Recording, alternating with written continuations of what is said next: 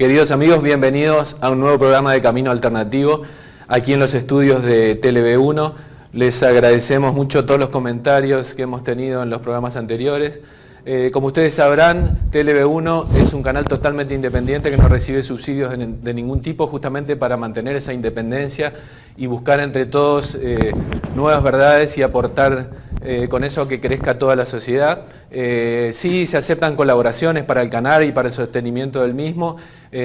A todos los que puedan colaborar con lo que sea, hay un número de CBU que ahora pueden ver en pantalla y bueno, cualquier colaboración va a ser bienvenida y útil para esta causa que llevamos adelante. Decía el psicólogo Carl Gustav Jung que la enfermedad es el esfuerzo que hace la naturaleza para curar al hombre. Si uno ve la enfermedad como una solución y no como un problema, probablemente lo primero que suscite esto sean risas o tildarlo a uno de loco. Sin embargo, hay varios médicos a nivel mundial que vienen sosteniendo teorías biologicistas, por ponerle un nombre inicial a esto, fundamentalmente el doctor Hammer, del cual pueden ver mucha información en internet. Y para ese tema que tengo el gusto y el privilegio de tener invitada acá en nuestro programa a la doctora Chinda Brandolino, que es médica legista, tiene la Fundación Provida. Y bueno, muchas gracias por estar en los estudios para hablar de este tema. Gracias a usted, Carlos. Muchas gracias. Bueno, como le decía recién, para la mayoría de las personas la enfermedad, doctora, es siempre un enemigo y siempre un problema. Sin embargo, desde el planteo de Hammer y de algunos otros médicos como Claude Sabat en Francia, por ejemplo, con la biología total y demás, han hecho un replanteo, casi un cambio de paradigma desde la visión de la medicina en cuanto a la enfermedad, planteando como que en realidad es casi, la enfermedad es como una pseudo solución que pone el cerebro o la naturaleza para solucionar algún problema que tenga la persona. Bueno, mucho antes de Hammer yo aprendí de mi padre, que era médico, y seguramente de la escuela de Alexis Carrel y de la escuela homeopática del gran médico que fue Hahnemann, el fundador, que a su vez se basaba en Hipócrates, que la enfermedad es un intento del organismo por recuperar la salud. Ese concepto es muy antiguo y es sabio, por supuesto. Aquello que dice Hahnemann, ¿no? Que la enfermedad es centrípeta, va hacia adentro, y la curación va hacia afuera, es centrífuga. ¿Qué significa? Que la enfermedad es una realidad nuestra, no es algo provocado desde afuera, es ontológica, hace a todo el ser humano, es una respuesta del ser humano ante una noxa o agresión. Y es una respuesta que tiene un fin, por eso te mencioné Aristóteles. No hay nada en la naturaleza que sea porque sí, azaroso o vano, sino que ante una determinada agresión que recibe el organismo, toda esta unidad, que es el cuerpo humano con su alma, ¿no es cierto?, esa unidad ontológica, sustancia individual de naturaleza racional, pone en juego todo un mecanismo para recuperar esa salud o armonía perdida. Entonces, primero rescatamos que la salud no es un equilibrio, como dice la OMS, porque hay equilibrios patológicos y equilibrios nefandos. Es una armonía donde todas las partes de ese todo que hace al ser humano cumplen su causa final, dijera Aristóteles, es decir, la finalidad para la que fueron hechas. Cuando todas las partes cumplen su fin, ese todo que es el ser humano, alma y cuerpo, funciona en armonía. Cuando algo agrede de alguna forma a esa unidad, todo el cuerpo humano con su alma pone en juego un mecanismo para restablecer esa armonía perdida. Eso es la enfermedad, siempre, no a veces. Siempre es el intento del organismo de recuperar la armonía perdida. Y el ser humano responde todo, no responde una parte. Por eso ese desafío que quedará para otra entrevista, que a lo mejor alguna vez tenemos, sobre el trasplante de órganos. No se puede estar un poco vivo y un poco muerto. El ser humano está todo vivo o está todo muerto, ¿no es cierto? Y esa verdad hace una brecha en todas las estructuras de la medicina actual, como también lo que usted me pregunta, ¿no?, ¿qué es la enfermedad? En el último tiempo ha tenido mucha repercusión, tanto en internet por algunas cuestiones puntuales que le han pasado a él, los descubrimientos y las leyes que ha hecho el doctor Rick Hammer. Uno revisa la historia de Hammer y es un oncólogo con alguna trayectoria importante en su país y sin embargo a él lo sorprende un hecho puntual de su vida que es el fallecimiento de su hijo y eso le empieza a trabajar la cabeza tanto por la enfermedad que tiene su esposa, que luego fallece, como por la que tiene luego él. Bien, es interesante la historia de Hammer, no es que tuvo alguna trayectoria importante. Hammer en el año 78 fue el único médico del siglo XX que fue simultáneamente jefe de 3 servicios hospitalarios, lo cual es imposible en una inteligencia común. Digo esto porque el descubrimiento que él hace es propio de una inteligencia totalmente superior a la inteligencia media. Él era jefe de servicio de oncología, de medicina interna y de radiología. Y ya para entonces, que tendría unos 30 y pico de años, tenía unos 12 o 14 doctorados, lo cual es casi imposible en un médico común. Y por tal motivo, él era el médico de consulta de las coronas europeas. Así estaban las cosas cuando asiste justamente en un yate al rey destronado de Italia, al rey Víctor Manuel de Saboya, ¿no? Estaba él, el rey, con su familia, y él asiste a atenderlo y también en una escapada ligera de pequeñas vacaciones, pero en realidad la finalidad era atender al rey, con su esposa, la doctora Hammer, oncóloga como él y compañera de investigaciones, y su hijo, Dick Hammer, de 16 años. A pesar de sus 16 años, este joven era alto como su papá, grandote, ¿no? Parecía un hombre mucho más grande si uno no le veía la carita, y como su padre y su madre alpinista, también vegetarianos, comían comida orgánica, ¿no es cierto? Nunca habían fumado ni tomado alcohol. En ese sentido, en los países nórdicos la ley es muy estricta, los médicos no pueden tomar alcohol ni fumar, es decir, utilizar sustancias que sean psicoactivas en algún sentido porque pueden alterar su actividad médica. Ellos respondían legalmente a esos requisitos y mucho más por esos hábitos que acabo de decir, ¿no es cierto? ¿Qué quiero decir con esto? Que ellos estarían exentos de lo que llamamos factores de riesgo coadyuvantes o causales según la medicina convencional, no voy a decir tradicional, sino convencional, estaban ajenos a las causas que la medicina convencional atribuye al cáncer, ¿no es cierto? Así las cosas, en un intento de asesinato al rey, alguien, para evitar problemas, no voy a decir quién, en un intento de asesinato al rey, por error, le pega un tiro al hijo de Hammer, que estaba, por eso dije que era grandote, estaba acostado en la cubierta y tapado, y el homicida, confundido, cree que es el rey a quien quería atacar, y una bala en el pecho del joven hace un estrago, el joven queda internado varios días, y no recuerdo, sino algo de más de un mes, donde se le hace lo que nosotros consideramos un encarnizamiento terapéutico. El mismo Hammer, azorado, ve cómo se destroza a su hijo en el intento de que viva. ¿No es cierto? El chico, después de ese terrible sufrimiento, muere.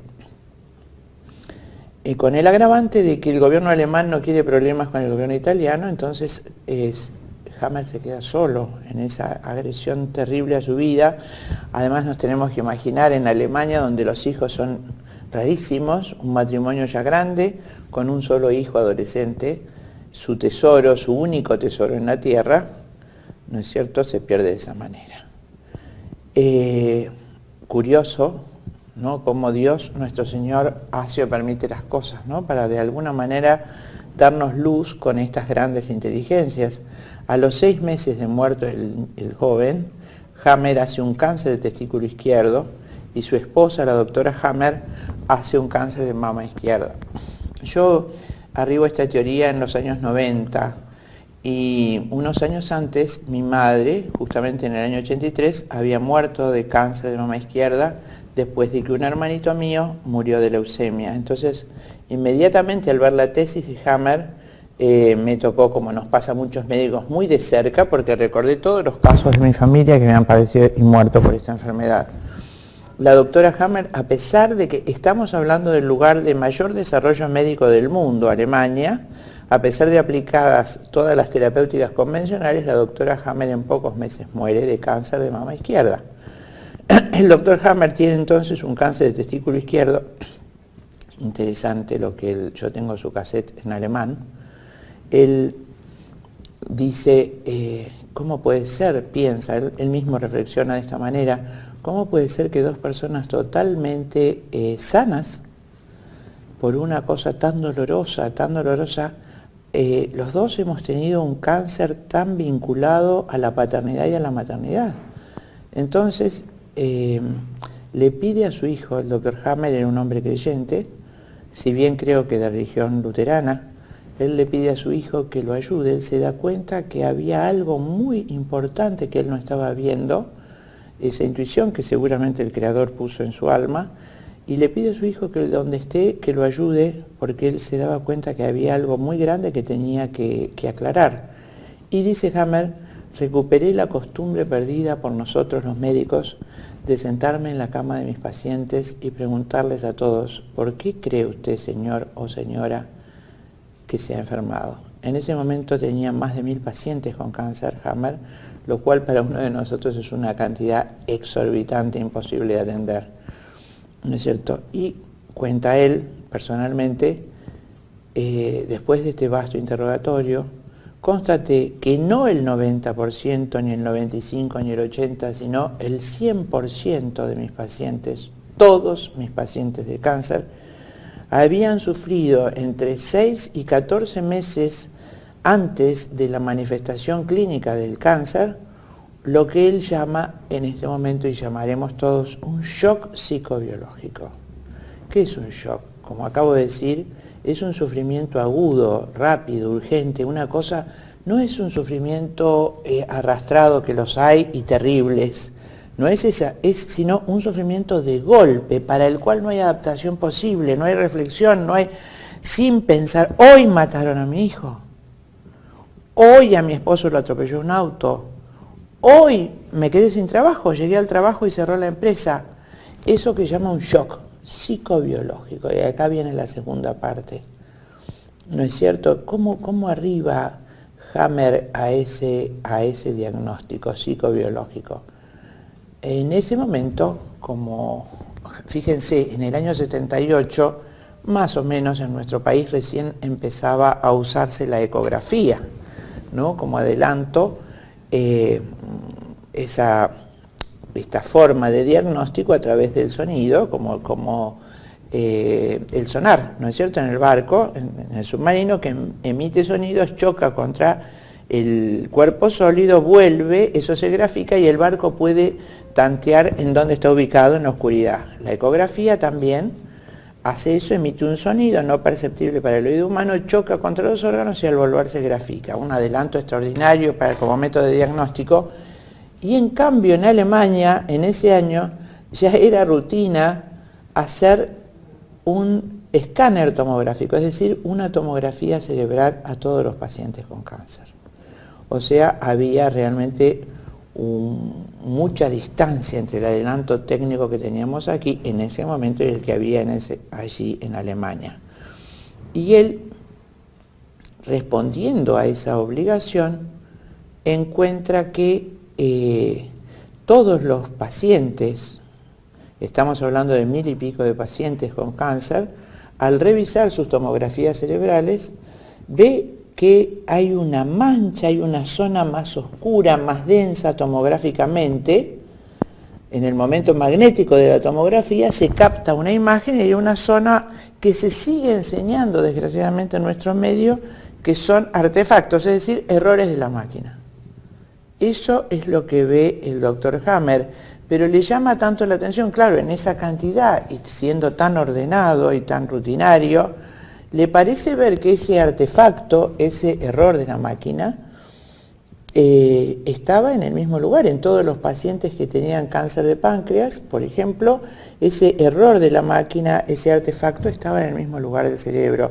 Y en cambio los que tenían cáncer, las pacientes con cáncer de mama derecha, tenían ese artefacto en el mismo lugar, y los que tenían cáncer de mama izquierda, por ejemplo, todos en el mismo lugar, o en el ovario. Entonces, o sea, imagínense, Carlos, él ve eso Como buen médico, él su tomografía la analizaba con lupa. Y entonces describe eso que llamamos artefacto, es como una mancha de círculos concéntricos en un... Entonces allí, ante esa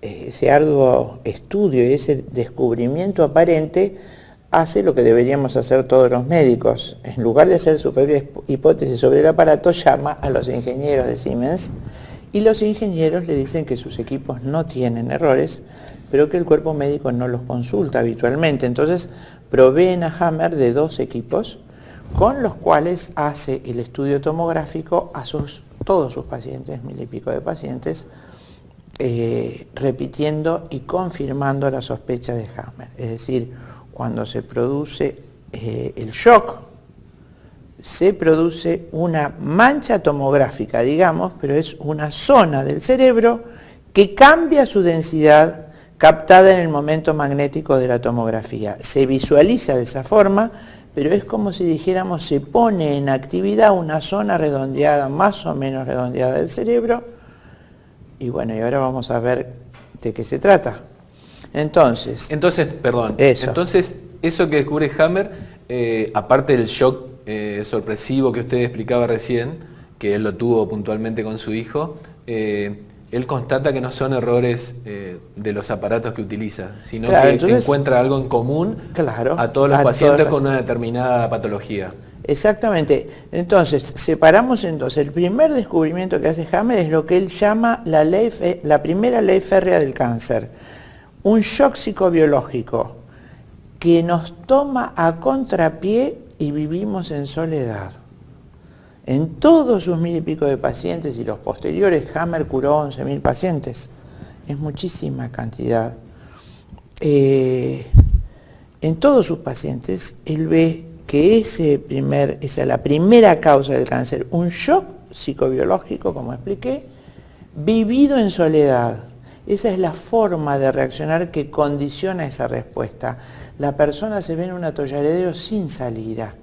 Y no atina, no puede, no sabe cómo comentar eso, lo vive internamente, no es un acto voluntario de la persona. Un niño, por supuesto, no puede explicarlo. Hay personas con un carácter o un temperamento que condiciona esa forma de reaccionar, y hay realidades sociales y culturales que hacen que la persona no lo pueda comentar. Entonces, por la cosa que sea, es vivido en soledad. Y que nos toma a contrapié. A contrapié en alemán es una expresión idiomática que no tiene traducción y significa algo que uno nunca se imaginó en la vida que le pueda pasar. Eso es a contrapié y esa es la ley férrea del cáncer. Un shock psicobiológico vivido en soledad y que nos toma a contrapié. Esa es la primera ley del cáncer, lo que él descubre interrogando a sus pacientes. La segunda ley, que es lo que descubre Hammer al hacer las tomografías y que cualquier médico puede confirmar en un paciente con cáncer haciendo una tomografía simple, sin contraste y mirándola con lupa, siguiendo todos los mapas de los cuales hoy dispone en internet, ese shock produce en el cerebro una reacción en una determinada zona específica para ese shock, para el contenido psíquico y afectivo de ese shock. Solo para ese shock hay una zona del cerebro que reacciona como respuesta, como decíamos hoy, activando un programa de emergencia. Eso es la respuesta. Y esa zona del cerebro que responde frente a esa agresión se ve perfectamente en el momento magnético de la tomografía simple. ¿No es cierto? Tanto es así que Hammer expone su tesis en la Universidad de Tübingen en el año 1984, ante por supuesto, comité importantísimo de médicos europeos, y ellos, como examen, le presentan 600 tomografías cerebrales de pacientes con cáncer. Hammer, sin conocer a los pacientes ni haberlos visto nunca, describe perfectamente qué cáncer tenía esa persona y en qué estadio se encontraba el mismo. O sea, no tuvo una sola refutación la tesis de Hammer. O sea que demuestra de una manera, para los que les interesa tanto las demostraciones científicas y demás, de una forma exactamente científica. Absolutamente. La hipótesis que en un principio tenía. Absolutamente. Hammer es un hombre de ciencia ante todo, no lo podemos catalogar de otra. Hay otras formas también un poco menos científicas y no menos legítimas que hablan de estas cosas, pero me remito exclusivamente al doctor Hammer porque fue un científico de primera línea y su metodología fue rigurosamente científica en todos los pasos. O sea, no hay objeción porque él ha demostrado, no solo científicamente, tecnológicamente y con todos los medios de diagnóstico disponibles, su tesis. Entonces ya no hablamos de una hipótesis, hablamos de una teoría o de una ley, por eso le llama leyes, no solo confirmadas por él, sino que cualquier médico que quiera estudiar esto y quiera verificarlo con las tomografías lo puede hacer. Volviendo un poco a lo que le ocurrió a él con su hijo, ¿cuál fue ese programa de emergencia en el caso puntual de él? Como para explicarle un poco a la gente en la parte práctica, ¿cuál es esa supuesta solución que manda el cerebro como puede a un conflicto? Vamos a ver la diferencia ontológica que existe entre el varón y la mujer. Es absolutamente distinta la forma biológica en que reacciona una persona y otra. En el caso de la mujer, si me observan en la cámara, el bebé se pone de esta forma, ¿no? En la mujer diestra.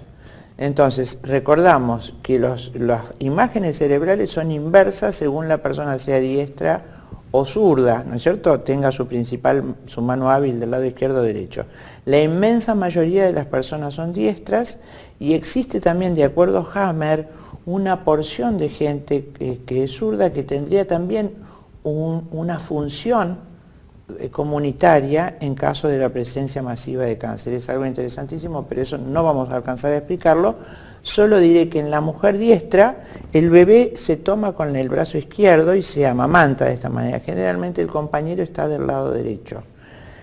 En el cerebro, el peligro de muerte de un hijo, el cerebro que es biológico, el cerebro es una computadora, no piensa, el cerebro actúa de acuerdo a lo que la psique, mente, alma, no sé qué es, donde está el pensamiento no está en el cerebro. El pensamiento acciona en el cerebro, de alguna forma acciona en el cerebro. Por eso Hahnemann, no solo Hahnemann, el autor de la homeopatía, sino Hammer, considera que el cerebro es el intermediario entre la psique o mente y el soma o cuerpo. ¿No es cierto? Entonces, cuando en esa cosa que no sabemos qué es la mente, ¿no es cierto? Los antiguos lo definirían como ánima o psique, ¿no es cierto? Decían que somos seres animados, a diferencia de las rocas o de la arena, porque tenemos ánima, ese hálito de vida que tiene nuestro cuerpo, seamos seres humanos, animales o plantas. Ese hálito, ese es el que recibe el shock emocional. Esa psique, decían los griegos, mente, no sabemos. Cuando nuestra mente recibe ese shock terrible que lo sacude, acciona inmediatamente en el cerebro, que es la computadora que dirige nuestro cuerpo, podemos decir es el CPU, ¿no es cierto? Que manda inmediatamente a reaccionar de acuerdo a ese reclamo de la mente ante esa situación de emergencia. Imagínense, se muere mi hijo. El cerebro de la madre inmediatamente concibe, para evitar la muerte de ese niño, darle de mamar. No piensa de otra manera. El único recurso biológico que tiene un ser humano o un animal mamífero frente al peligro de muerte de su hijo es abrazarlo y nutrirlo. Entonces, el cerebro condiciona primero secreción de leche con las células de la glándula mamaria y luego, al prolongarse en los días ese conflicto de vida o muerte del hijo, la proliferación de esas células, que es lo que conforma un tumor. Pero recordemos que en esta zona del cerebro, en el caso de mama izquierda, en la corteza derecha de la paciente, se ha producido la activación de una zona cerebral que empieza a recibir mucha más sangre, muchos más elementos y se edematiza. A medida que transcurre en actividad ese conflicto, ese sufrimiento por el hijo que está en peligro de muerte, esa zona del cerebro que se activó empieza a agrandarse y a constituir con el correr de los días lo que después vamos a llamar tumor cerebral o metástasis cerebral. Es decir, en los países periféricos, y creo que también en Estados Unidos, cuando la tomografía cerebral se hace tardíamente, cuando el enfermo empieza a tener signos neurológicos, por ejemplo, una paciente con cáncer de mama empieza a tener temblores o desmayos, entonces, ¿qué pasa en la cabeza? Seguramente hay metástasis cerebral, esa es la concepción convencional. Entonces hacen una tomografía cerebral y encuentran lo que llaman un tumor cerebral.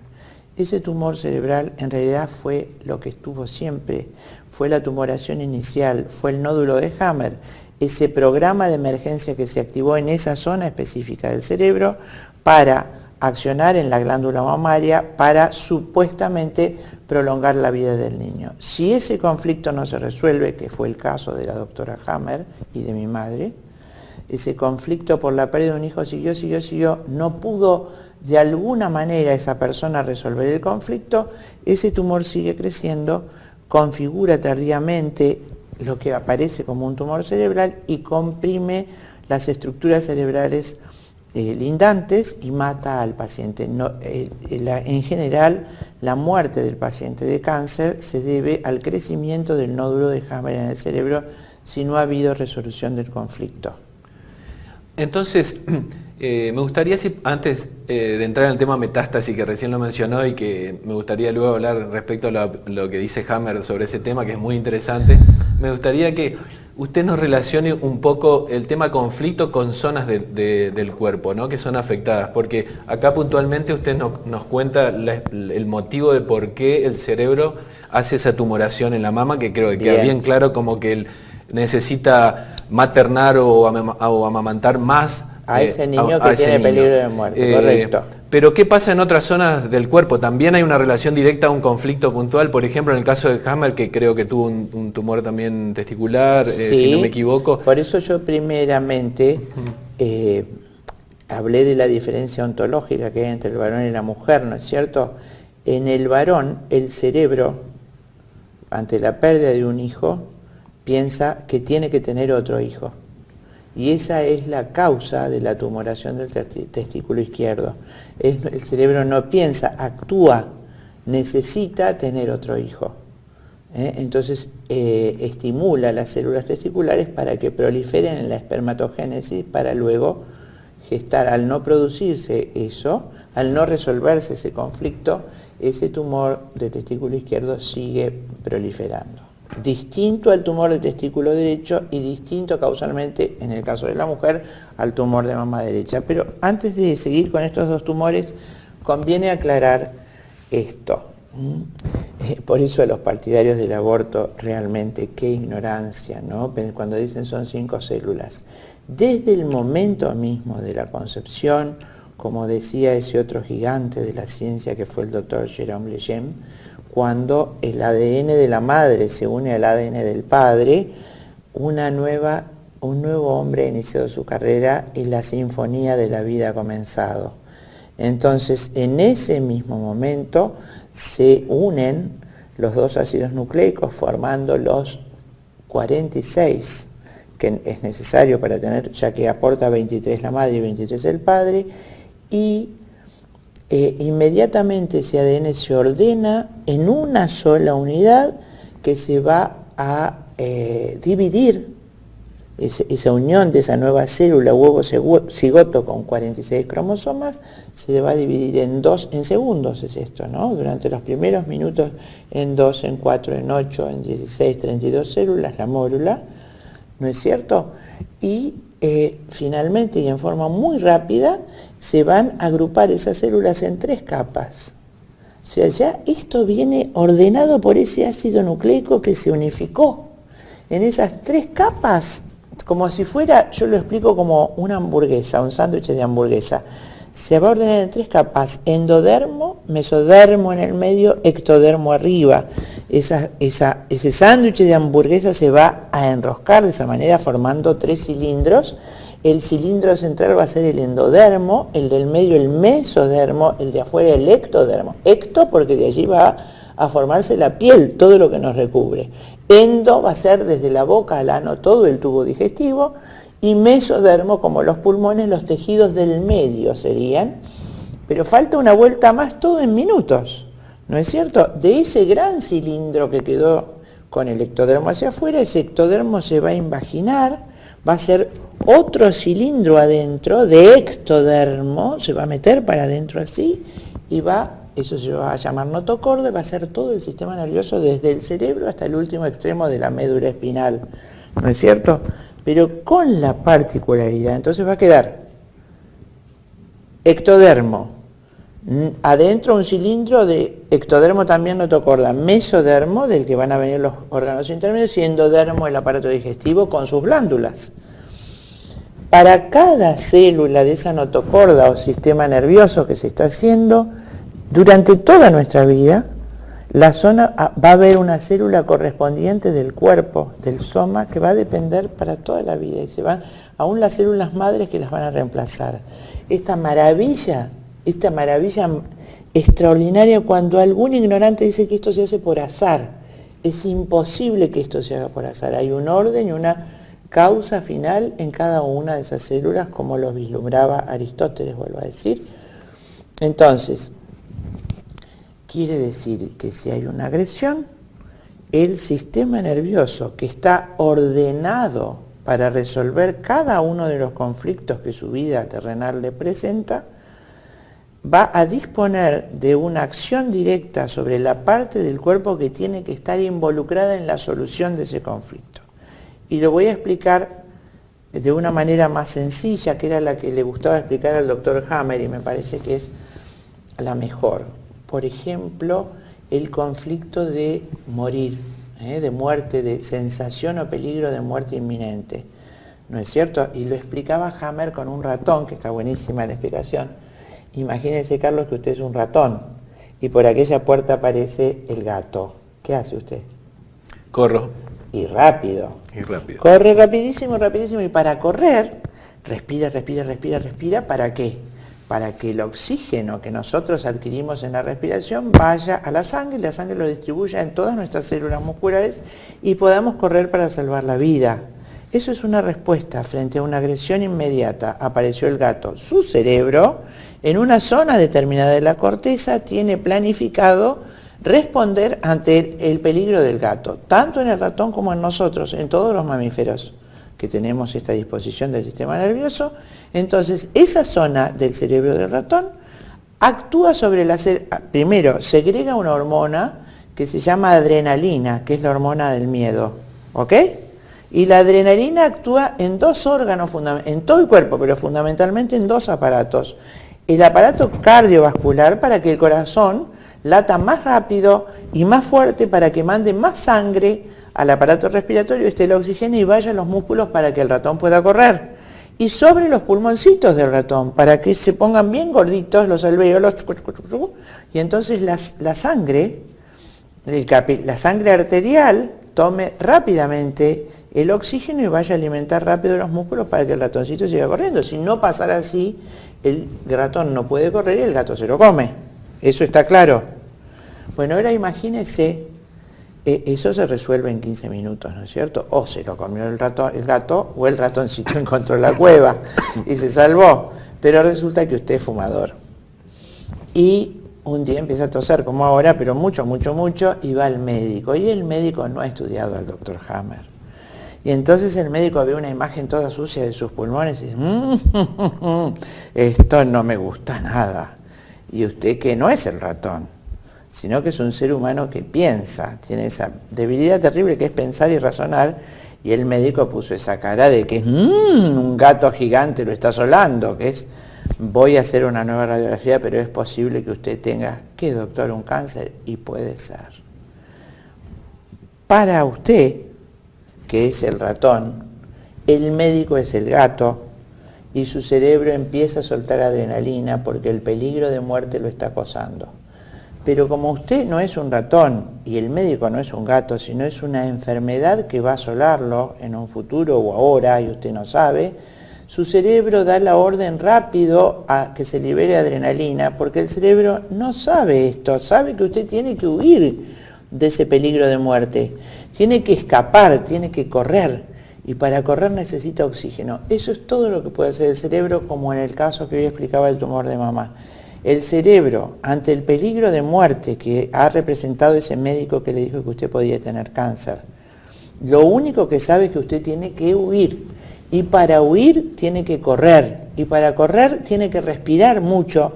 Entonces, el primer día, la adrenalina solo hace que las células pulmonares se ingurgiten, los alvéolos se engorden, haya mucha más circulación, empieza con palpitaciones y que no duerma, tiene insomnio también, se pone todo frío, porque la sangre, en vez de ir a todo el cuerpo, por acción de la adrenalina va a ir al corazón, a los pulmones, a los órganos centrales para que usted pueda correr. No duerme, no come, porque el cerebro le dice que tiene que escapar. Y solamente respira, tiene taquicardia, pero como no lo resuelve en 15 minutos como el ratón, sino que el conflicto sigue hoy, sigue mañana, y usted piensa, me voy a morir, dejo 4 hijos sin comer, mi esposa se va a morir de hambre, ¿qué hago? Me voy a morir, no arreglé mis cosas, ¿qué pasará después? Yo no fui un hombre creyente, y todo ese conflicto sigue. El cerebro dice, no alcanzan las células, tiene que seguir escapando, tiene que respirar más, tiene que huir más, hoy, mañana. Entonces empieza a ordenar a las células pulmonares, concretamente a las alveolares, a que se reproduzcan, también a las bronquiales, para que haya muchas más células de intercambio gaseoso de oxígeno. Eso es el tumor de pulmón. Ahora, pasó un mes, usted empezó con nuevos nodulitos en los 2 pulmones porque está escapando. Esos tumores de pulmón son los que el cerebro planificó para que usted respire más, para que pueda escapar del peligro. Pero por suerte, al mes, usted encontró un médico hammeriano o leyó a Hammer. Se fijó en internet, ¿con qué es esto? Entonces yo me voy a morir si esto sigue creciendo. Pero si no, no tengo por qué morirme, porque usted leyó la segunda ley, y eso que hay en la cabeza es lo que me mata. Pero si yo sé que esto y no tengo miedo, inmediatamente el cerebro deja de producir adrenalina porque a usted se le fue el miedo. Cuando usted deja de producir adrenalina, su cerebro se calma y dice, pero yo no tengo que huir. Pero tengo un lío, tengo un montón de células acá, tengo un montón de células en el cerebro, tengo que reparar esto de alguna manera. Entonces produce una segunda hormona que se llama acetilcolina, accionando otro sistema nervioso parasimpático, que se llama, y entonces, ¿para qué? Porque usted tiene que arreglar ese lío que hizo bajo la acción del miedo y de la adrenalina. Entonces la acetilcolina le da mucho sueño, mucho sueño y mucho hambre, porque usted tiene que dormir y comer, puesto que su organismo necesita reparar esas lesiones. Y los ladrillos de esa reparación son químicos. Se llama ATP, adenosíntrifosfato. Ese adenosíntrifosfato se produce mediante la glucosa, es decir, todo lo que usted come se transforma en el hígado en glucosa. Esa glucosa tiene 6 carbonos y 2 hidrógenos. Cuando se rompe esa molécula, libera, decimos nosotros, 37 ATP. Esos ATP liberan el calor necesario para que se inicie la reparación. Entonces el cerebro, donde usted tuvo ese shock, se va a poner todo gordito, va a ocasionar síntomas neurológicos y va a empezar a repararse con los elementos sanguíneos que vienen en el plasma, y el tumor pulmonar, los tumores pulmonares, que son la proliferación de células que el cerebro activó para que usted pueda escapar, los va a encapsular, ya que no hay en este momento la tercera ley de Hammer, que es el otro recurso. Entonces va a disponer un encapsulamiento para que esas células no molesten. Todo tumor encapsulado es un tumor que ya repara el organismo. Estamos en una charla apasionante con la doctora Brandolino sobre un tema que nos incumbe a todos. Hacemos un muy breve corte y enseguida continuamos hablando de este nuevo paradigma que ya tiene bastantes años, no es tan nuevo por cierto, pero que recién en los últimos años viene tomando difusión. Enseguida volvemos y seguimos hablando de Hammer con la doctora Brandolino.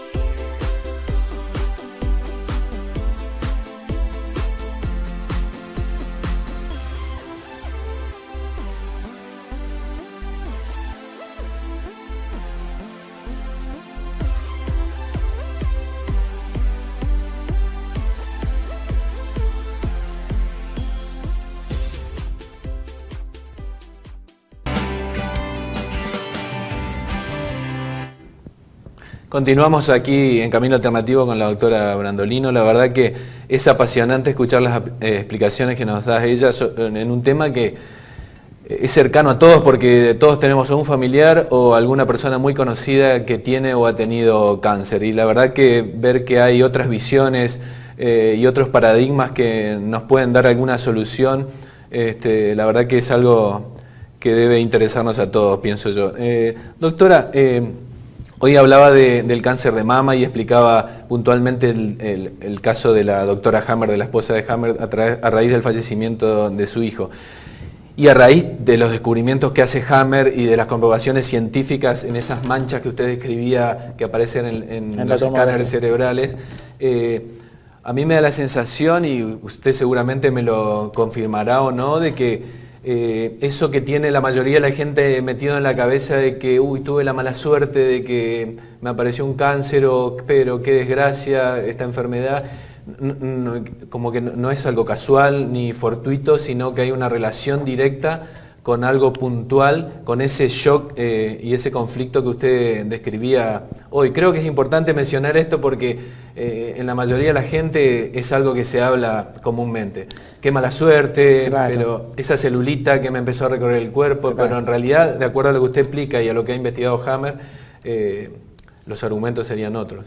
Por supuesto. Entonces, quedar en claro que no es una casualidad, que es un programa de emergencia que tiende en realidad a resolver el problema urgente que se está planteando. Pero, como dicen los chicos, se va de mambo el cuerpo. Si no lo paramos de alguna manera, esa misma resolución puede conllevar la vida del paciente.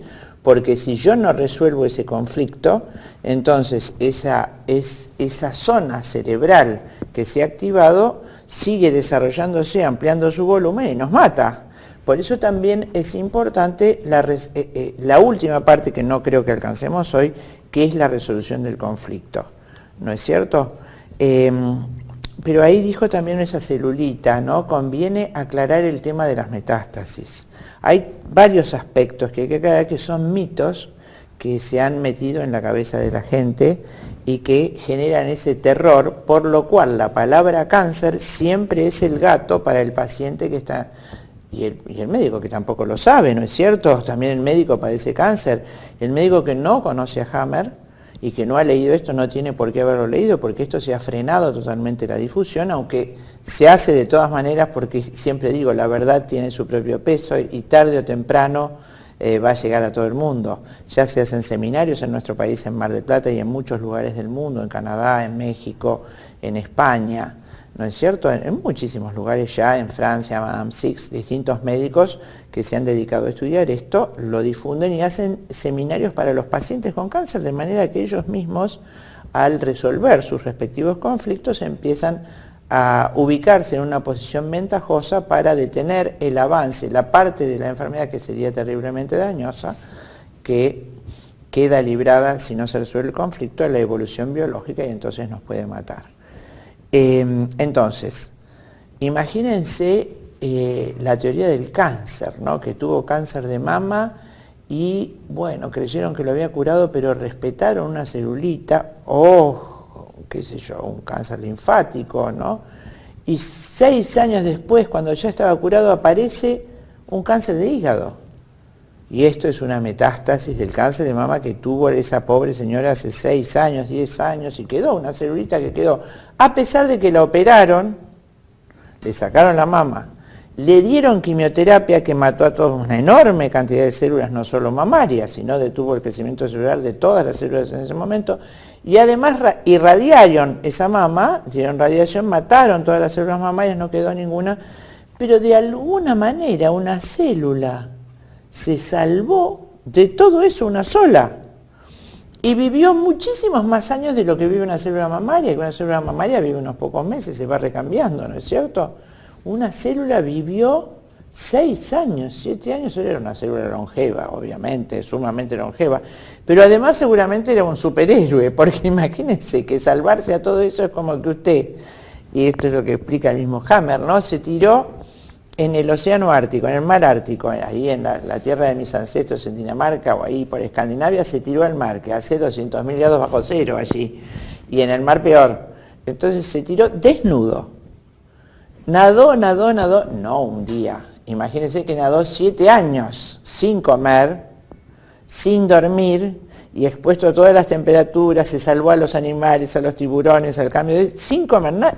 Llegó a Oceanía 7 años después, pero no solo llegó a Oceanía, sino que además se transformó en canguro. Y allí está usted transformado. Eso mismo es la teoría de la metástasis. Imagínense que se salvó la célula mamaria, pasó por un océano y un río que nunca se vio, jamás en estos últimos 100 y pico de años se ha encontrado esa famosa célula, ni en sangre ni en linfa.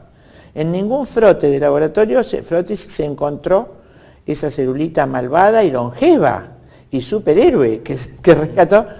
Y entonces esa célula de mama resistió 7 años a todos esos tratamientos, es la única célula mamaria que vivió 7 años y se transformó en célula de hígado. Entonces, ¿cómo se infiere esto? Porque el razonamiento es que siempre que hay este tumor de hígado, muchas veces hubo antes tumor de mama. Entonces, así dicen los médicos, hay este tumor de hígado, es metastásico, tiene que estar la célula original en otro lado. Qué horror si no está. Pero bueno, no importa. Y en realidad, ¿qué es lo que pasó? Imagínense que esa señora, que siempre reacciona de esa manera, es una forma de reaccionar, de no poder compartir ese gran conflicto que tiene. O el señor que tuvo el cáncer de pulmón, que hablábamos hace un ratito, que se asustó, creyó que se iba a morir y desarrolló un cáncer de pulmón. Resulta que tanto la señora con cáncer de mama como el señor con cáncer de pulmón son únicos sostén respectivos de su familia. ¿No es cierto? Y el cáncer, el señor de cáncer de pulmón, vamos a hacer una metástasis rápida, es sostén de familia, le dicen que se va a morir, y bueno, aparece la metástasis en hígado. Y la señora no en ese momento, sino 6 años después, resulta que ya era viuda, no tiene otra familia, y las cosas se ponen mal, se queda sin trabajo, y piensa que no va a poder alimentar a sus hijos. Y es sostén de familia. En los dos casos hay un factor en común con cáncer de hígado. Sostén de familia, nos vamos a morir de hambre, si yo me muero o si yo me quedo sin trabajo. Eso es lo que hay en común entre estos dos casos que yo estoy contando, hipotéticos. Y entonces vamos a ver qué es el hígado. Resulta que el hígado es un órgano extraordinario. Extraordinario, es el órgano que tiene una diversificación, una diversidad de funciones impresionante dentro del cuerpo humano. Es como una factoría, hace todo. Entonces todo lo que nosotros comemos, proteínas, grasas o hidratos de carbono, las enzimas del aparato digestivo, es decir, unas sustancias que hacen que esos alimentos se partan en pedacitos sumamente pequeños, moléculas muy pequeñas que van a atravesar el intestino para llegar al hígado.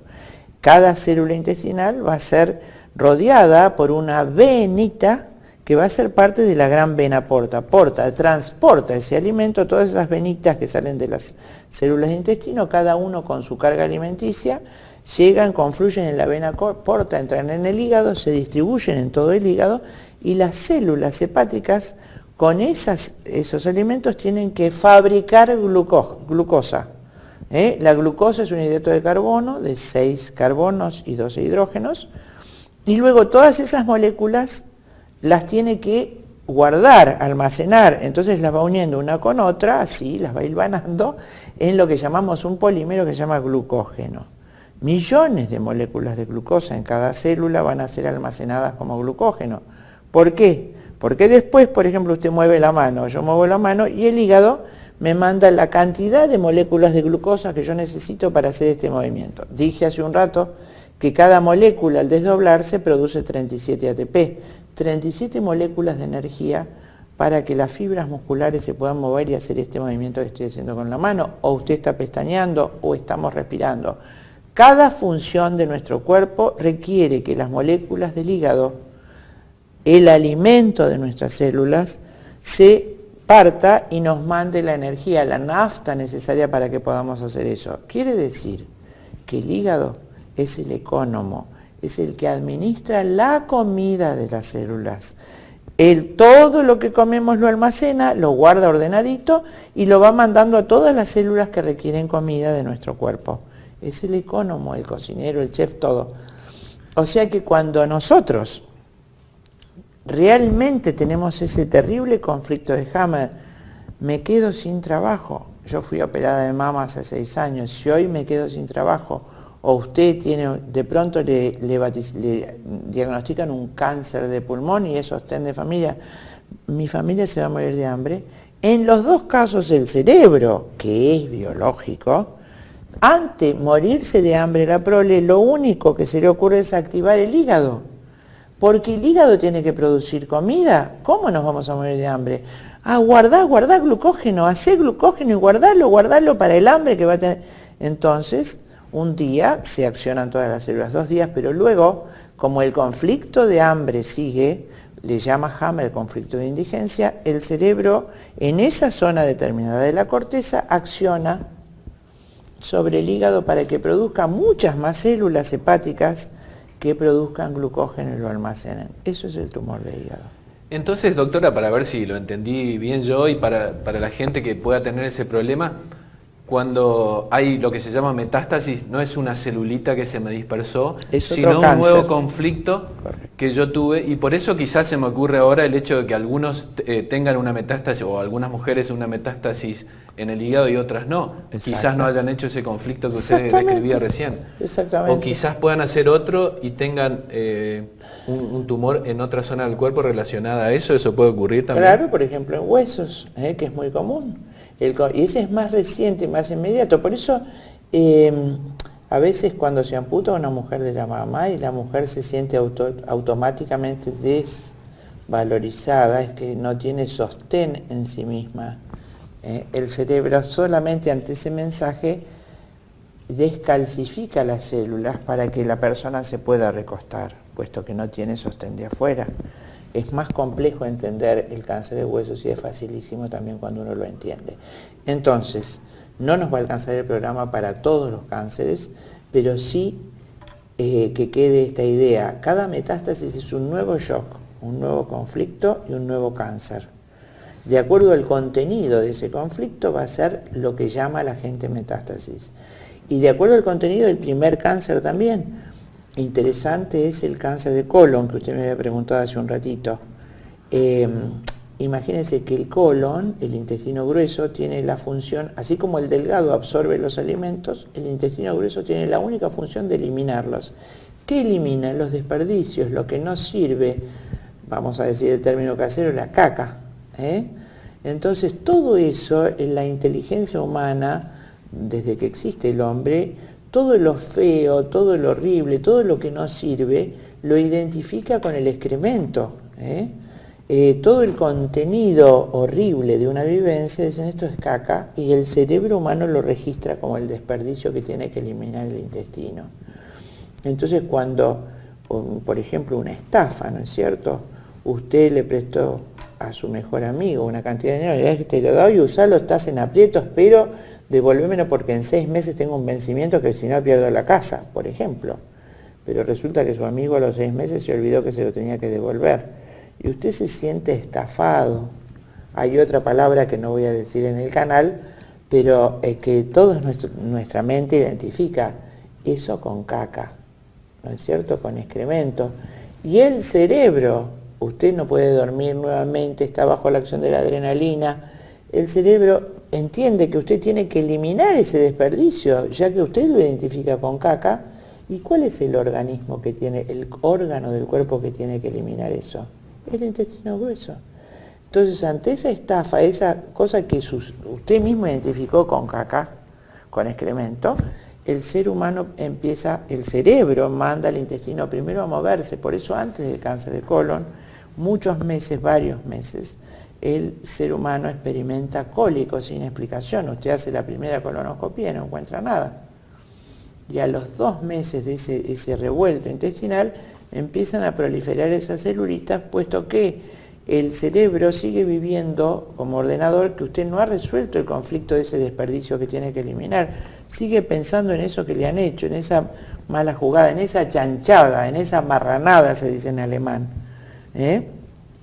Esa chanchada que usted ha recibido, el cerebro solamente sabe que las chanchadas las elimina el intestino. Entonces pasó un mes y usted no ha resuelto ese conflicto, el nódulo de Hammer en el cerebro sigue creciendo y usted su cerebro sigue intentando que el intestino lo elimine, porque él no piensa desperdicio, excremento, tiene que ser eliminado por el intestino grueso, y empiezan a proliferar esas células en el margen del colon, formando lo que llamamos cáncer de colon. ¿Es posible también, doctora, que sea esta misma teoría la que explique por qué muchos tumores se curan solos? Quizás la persona haya solucionado el conflicto, no se haya enterado nunca de que haya tenido cáncer y lo haya solucionado y la enfermedad desapareció sola. Por supuesto, vuelvo a decir que todos los cánceres que encontramos encapsulados, que son miles o quistes en los riñones, son cánceres que resolvió el organismo.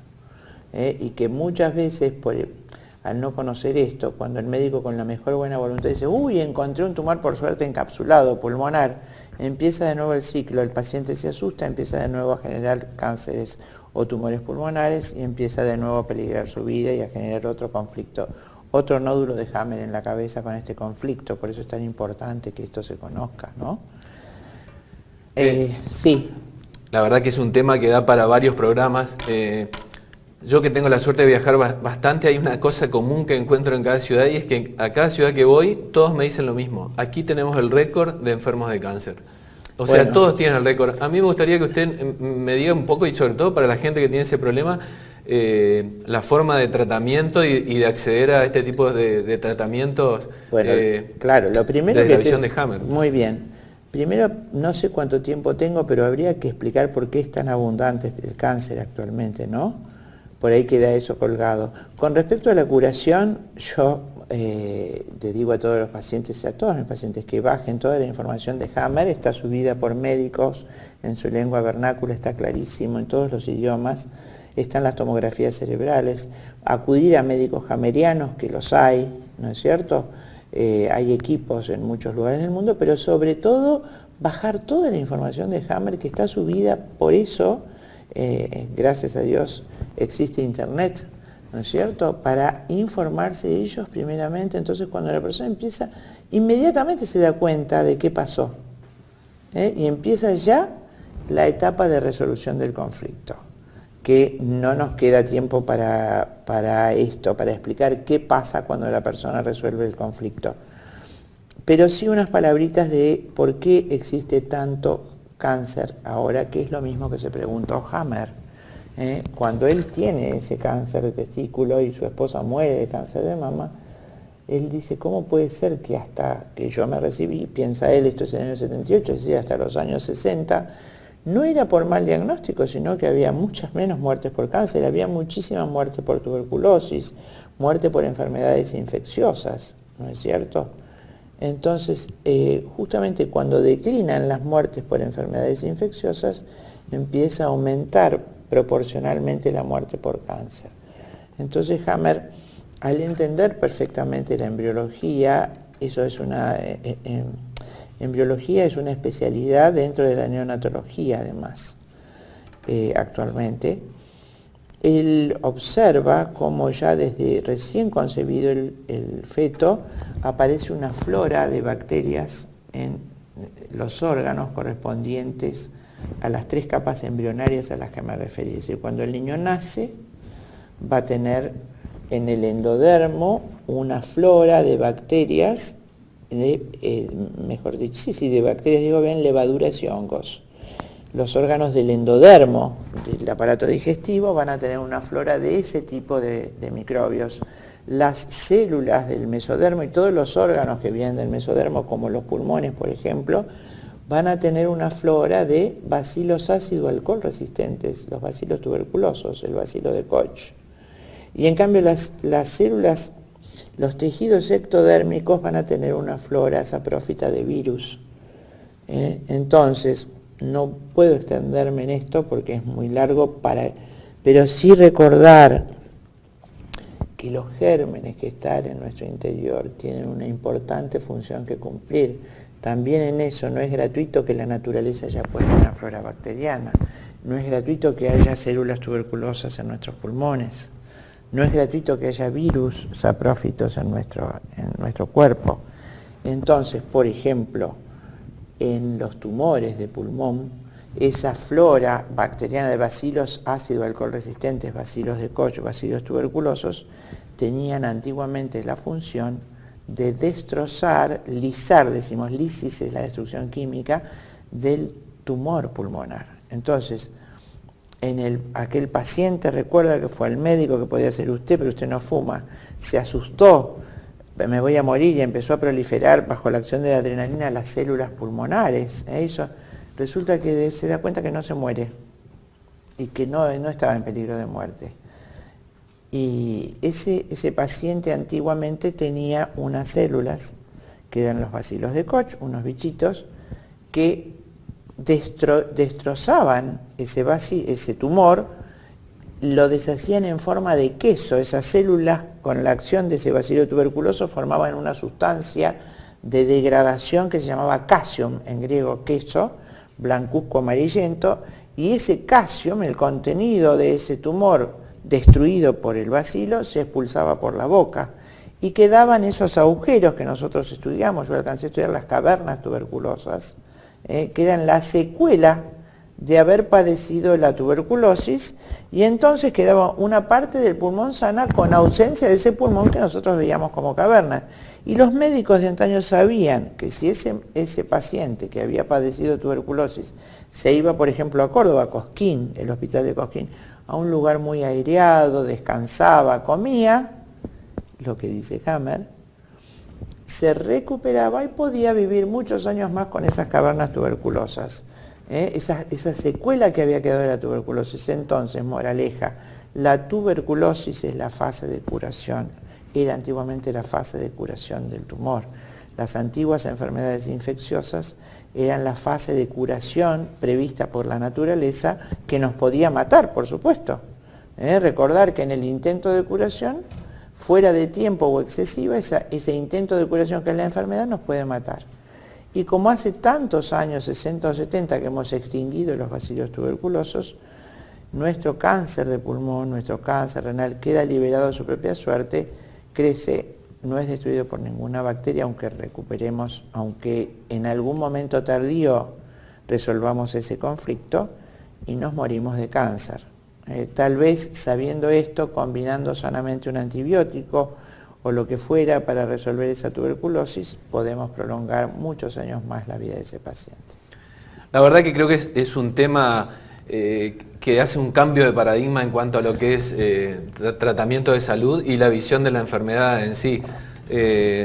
Para todos los que tienen este problema, yo los invito a que indaguen en lo que la doctora decía recién, porque creo que es una alternativa para todas las personas que vienen sufriendo de una enfermedad como cáncer, y una alternativa que quizás tenga un tratamiento no tan invasivo o mutilante como otros tratamientos convencionales. Seguramente vamos a tener otro encuentro, doctora, si usted quiere, por este tema y por otros, así que yo le agradezco muchísimo las explicaciones tan detalladas que nos dio, y ha sido un gusto para mí tenerla en Camino Alternativo. El gusto ha sido mío, espero que haya sido claro, aunque es muy difícil de abordar en una cámara este tema, pero espero que haya servido para algo a nuestra audiencia. Gracias a todos y nos encontramos en el próximo Camino Alternativo.